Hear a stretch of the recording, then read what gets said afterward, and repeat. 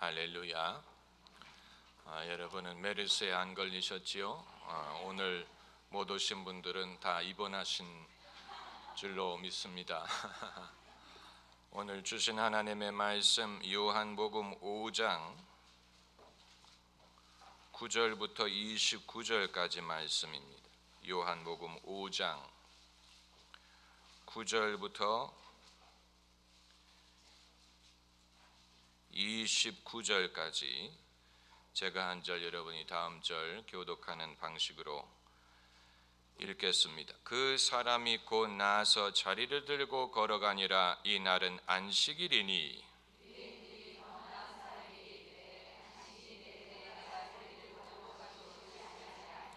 대답하되 나를 낫게 한 그가 자리를 들고 걸어가라 하더라 한데 고침을 받은 사람이 그가 누구이신지 알지 못하니 이는 거기 사람이 많음으로 예수께서 이미 피하셨음이라.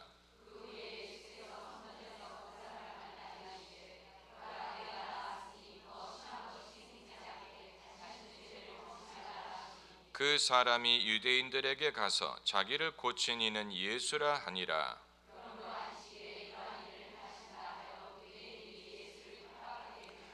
예수께서 저희에게 이르시되 내 아버지께서 이제까지 일하시니 나도 일한다 하시매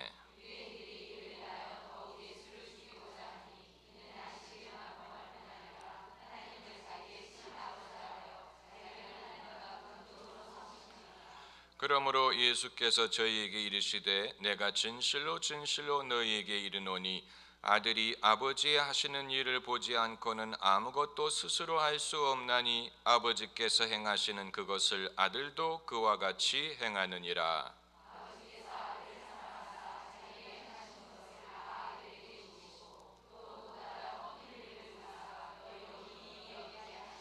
아버지께서 죽은 자들을 일으켜 살리심같이 아들도 자기의 원하는 자들을 살리느니라.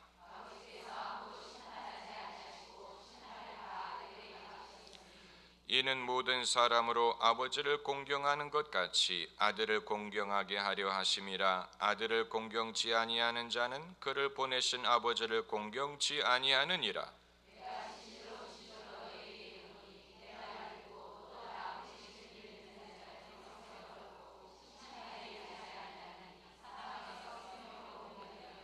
진실로 진실로 너희에게 이르노니 죽은 자들이 하나님의 아들의 음성을 들을 때가 오나니 곧 이때라. 듣는 자는 살아나리라.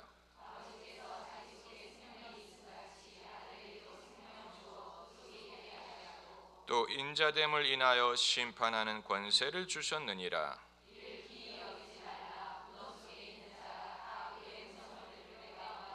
다 같이요. 선한 일을 행한 자는 생명의 부활로 악한 일을 행한 자는 심판의 부활로 나오리라. 아멘. 많은 사람들이 성경을 한 권의 책이라고 생각을 하는데 성경은 한 권의 책이 아니고 신구약 66권의 책을 모아놓은 것입니다.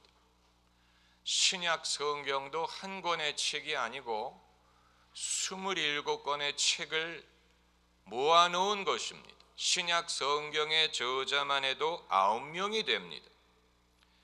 이 9명의 저자들이 우리가 이런 내용을 쓰도록 하자라고 합의를 해서 성경을 쓴 것이 아니고 서로 다른 시대에 다른 곳에 살던 사람들이 독자적으로 자기가 하고 싶은 말을 글로 쓴 것입니다. 물론 성령의 감동을 받아서 한 것이지만 그들이 공모를 했다거나 결탁을 한 것이 아닙니다.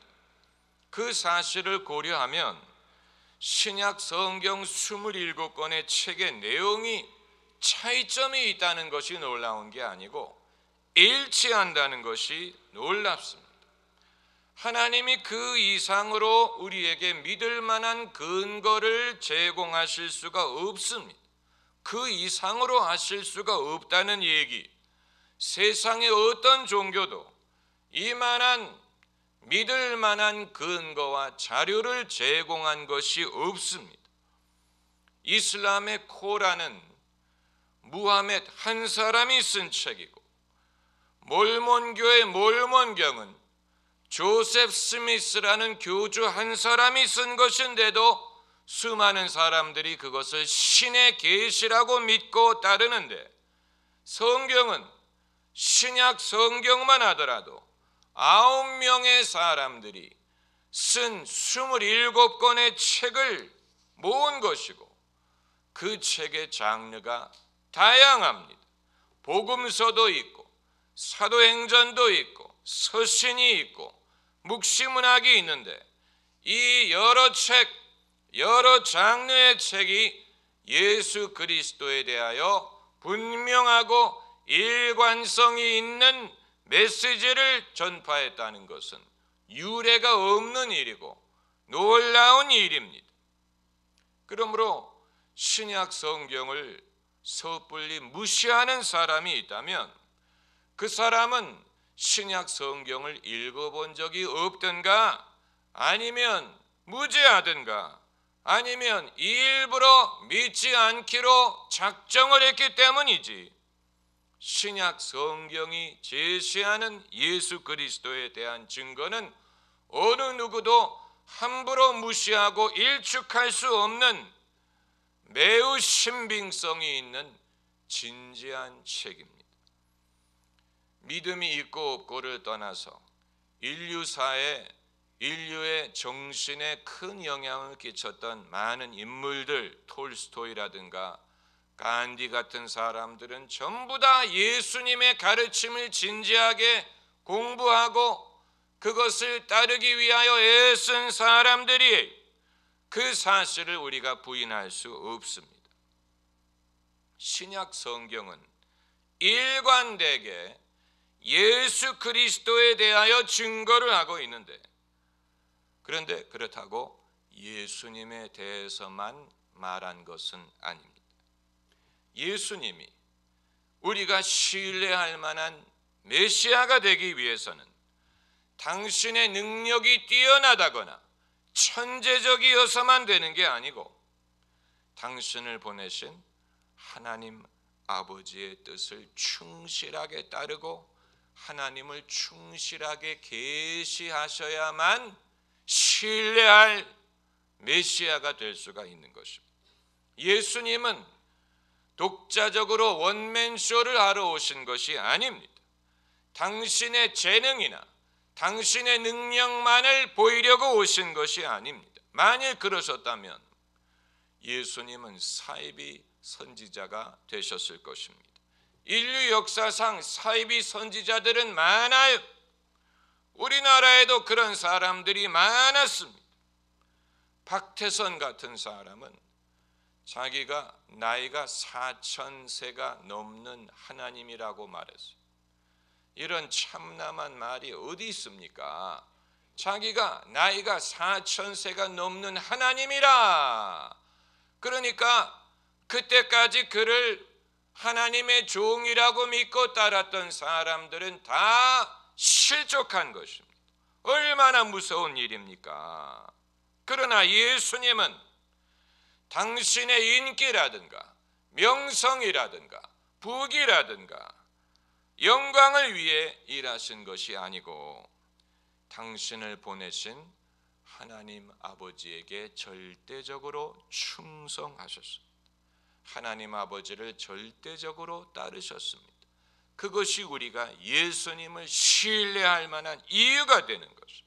이것이 아주 중요한 것인데, 다른 복음서의 저자들은 이것을 어느 정도 언급은 했지만 이것을 구체적으로 명확하게 말한 사람은 요한이, 그렇기 때문에 요한복음이 중요한 것입니다. 다른 복음서는 마태, 마가, 누가, 다른 복음서는 예수님의 삶과 가르침을 담느라고 분주했어요. 다른 것을 말할 겨를이 별로 없었어요. 그러나 요한은 예수님의 삶과 가르침을 담는 것뿐만이 아니고 하나님과 예수님과의 관계, 예수님이 하나님의 아들이 된다는 것이 무엇을 뜻하는가? 어떻게 하나님이 당신의 아들을 통하여 세상을 구원하시는가 하는 것을 말했습니다. 그렇기 때문에 요한은 예수님에 대해서만 말한 것이 아니고 하나님의 아들인 예수님에 대하여 말하고 아들을 보내신 하나님에 대하여 말했습니다. 이것은 사실 어려운 것입니다. 사람이 오른손을 잘 쓰는 사람이 있고 왼손을 잘 쓰는 사람이 있지만 두 손을 다 잘 쓰는 것은 어렵습니다. 축구 선수가 오른발잡이가 있고 왼발잡이가 있지만 오른발과 왼발을 동시에 잘 쓰는 사람은 드뭅니다. 요한은 예수님에 대해서 충분한 기록을 남긴 것뿐만이 아니고 예수님을 보내신 하나님에 대하여도 충분히 기록을 하고 그 두 분이 어떻게 함께 인류의 구원을 이루셨는가를 말했어요. 이건 아주 귀중한 업적이에요. 예수님과 하나님은 서로 다른 뜻을 갖고 계신 것이 아니었고 속성이 다른 것이 아니었고 예수님이 어떠한 것처럼 하나님이 어떠하시고 또 하나님이 어떤 분인가를 알려면 예수님을 보면 되고 하나님이 어떤 일을 하시는가를 알려면 예수님의 일을 보면 됩니다. 예수님이 단독으로 이 모든 일을 행하신 것이 아니고 하나님의 하시는 이 일을 따라서 한 것입니다. 그것이 오늘 본문이 말하고자 하는 것입니다. 오늘 본문 말씀 19절 하반절에 아들이 아버지 하시는 일을 보지 않고는 아무것도 스스로 할 수 없나니 아버지께서 행하시는 그것을 아들도 그와 같이 행하느니라. 이 존 윈버 목사님은 이 구절을 가지고 예수님이 어떻게 이적을 행하셨는가 하는 원리를 설명하려고 했습니다. 하나님이 어떤 일을 행하시는 것을 보고 그것을 따라할 때 이적이 일어난다는 그런 식으로 설명을 했는데 예수께서 그 말을 하기 위하여 이 말씀을 하신 것 같지는 않습니다. 오늘 본문은 어떤 특정 기적의 비결을 설명하려고 하는 것이 아니고 요한복음 전체를 통하여 말하고자 하는 것을 요약한 것입니다. 그러니까 예수님이 하시는 일은 예수님이 독단적으로 당신의 의견에 의하여 의지에 의하여 하신 것이 아니고 하나님이 하시는 일을 예수님이 보고 따라하는 것이다. 예수님이 하시는 일은 곧 하나님의 일이다. 하나님이 하시는 일을 예수님이 보고 그대로 한 것이다. 얼마나 중요한 말입니까? 그런 의미에서 예수님은 당신의 독단적인 종교를 창시하신 것이 아니. 그게 무슨 말이냐? 우리가 기독교를 기독교라고 부르는 것 자체가 어폐가 있습니다. 기독교라고 우리의 믿음을 기독교라고 부르는 순간 기독교는 여러 종교 중에 하나가 되어버린 불교, 힌두교, 이슬람교, 유교, 도교 수많은 종교 중에 하나인 기독교도 종교 중에 하나가 되어버린 그게 아니에요. 예수님이 행하신 일은 애초부터 하나님이 인류를 구원하기 위하여 준비하신 일을 예수님이 오셔서 행하시고 이루신 것. 이것은 유일무이한 것입니다. 한번 따라해 보세요. 유일무이한 것이다. 하나밖에 없는 일이라는 것. 하나님은 일구이연하시는 분이 아니에요. 예수께서 하나님을 대표하셨고, 그리고 하나님은 예수 그리스도를 통하여 인류를 구원할 당신의 방법과 의지를 나타내신 것입니다. 할렐루야. 우리를 구원하시는 하나님은 천지를 지으신 바로 그 하나님. 여러분은 새삼스럽게 그런 말을 할 필요가 있느냐고 생각하실 수 있지만, 우리가 생각을 하다 보면 하나님은 천지 만물을 지으신 큰 하나님처럼 보이는데, 그 큰 하나님이 이 예수를 믿는 신앙 속에 당신을 제한하셨느냐? 하나님이 작아졌느냐? 하나님의 시각이 좁아졌느냐? 하나님의 방법이 제한됐느냐? 그런 생각을 할 때가 있습니다. 천지를 지으신 하나님은 큰 하나님인데, 예수님을 통하여 인간을 구원하시는 하나님은 작은 하나님이 아닐까, 그렇게 생각을 할 수가 있는데, 그렇지 않아요. 인간을 구원하시는 하나님은 천지를 지으신 그 하나님이 그 사실을 어떻게 알 수 있느냐? 오늘 본문에 예수께서 안식일에 병자를 고치셨기 때문입니다. 안식일의 유래가 무엇입니까? 하나님이 6일 만에 천지를 창조하시고 제7일에 쉬셨기 때문에 제7일을 축복하고 그날을 안식일이라고 제정했어요. 그래서 유대인들이 제7일을 안식일로 쉰 것입니다. 그런데 예수께서 안식일 날 무엇을 하셨습니까? 병자를 고치셨어요. 유대인들이 그래서 예수님을 핍박한 거예요. 그런데 예수님이 말씀하시기를, 내 아버지께서 이제껏 일하시니 나도 일한다. 아주 중요한 말씀이에요.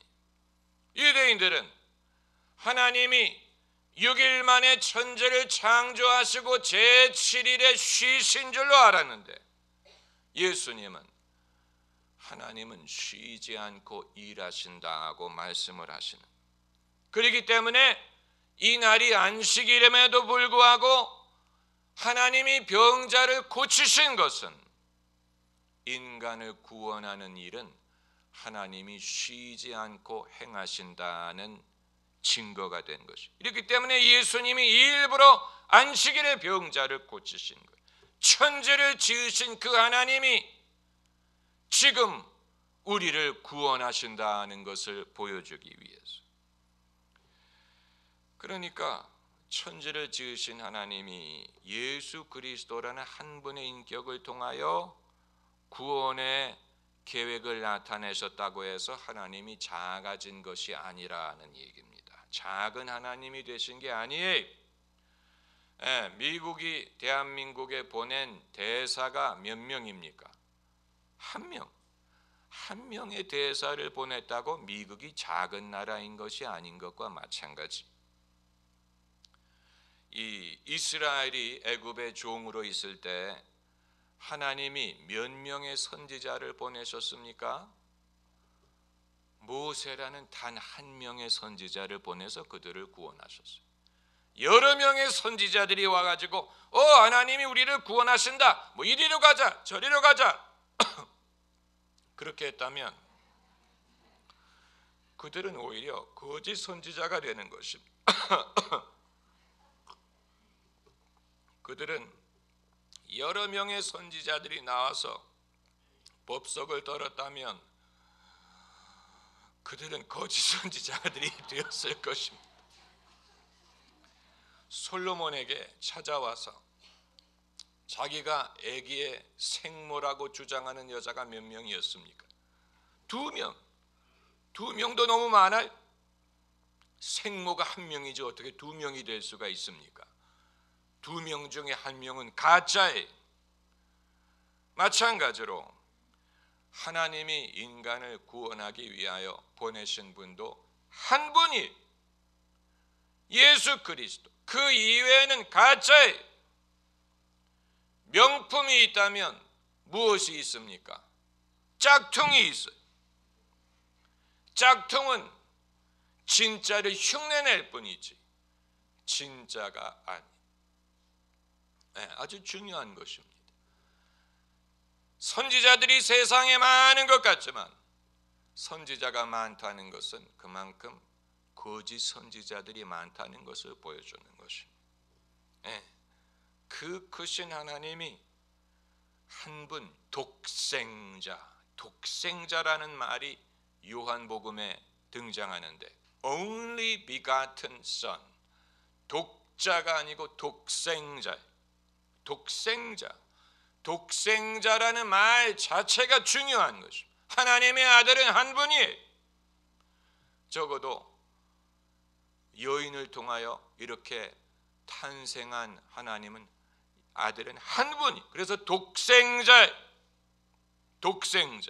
그 크신 하나님이 한 분 독생자를 통하여 당신을 나타내신 것은 신뢰할 만하고 하나님의 성품과 일치하고 일관성이 있습니다.